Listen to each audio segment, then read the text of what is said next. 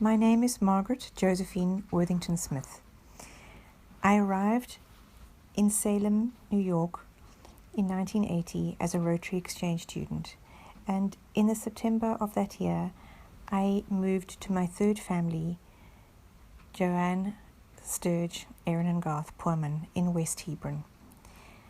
I went from a fairly big city that I live in to a very small town, and then to an even smaller one in West Hebron.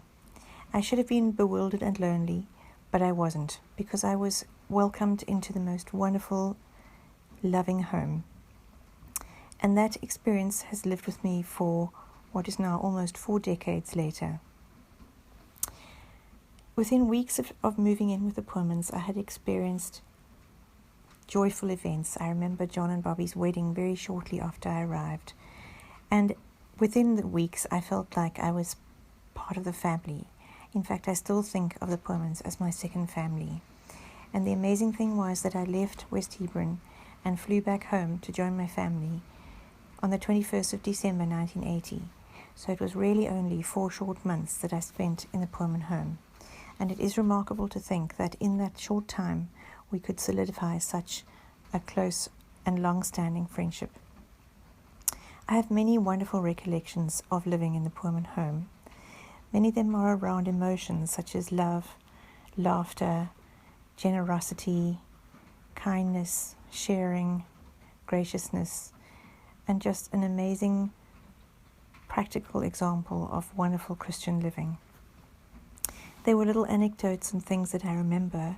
I remember Joanne's notes on my bed when I'd come home from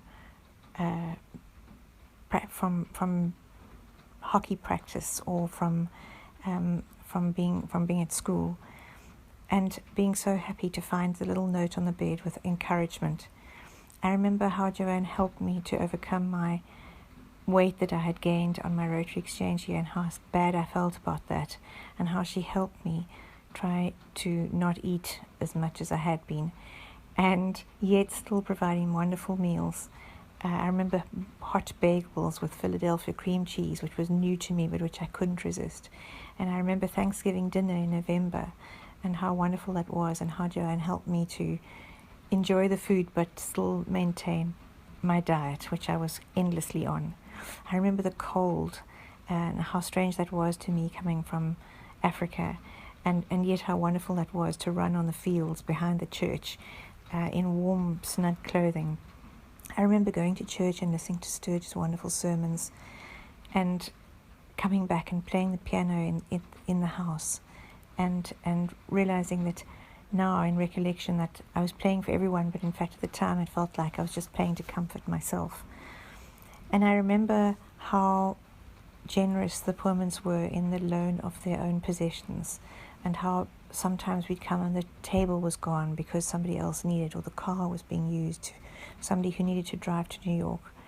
I remember the time when my family came to visit and Joanne prepared a wonderful meal, and by the time we'd finished being entertained in the lounge, little fairies from West Hebron families had come in and cleaned up, and the kitchen was clean and all the dishes were done, and I just found that such an amazing example of a community in action, in loving action.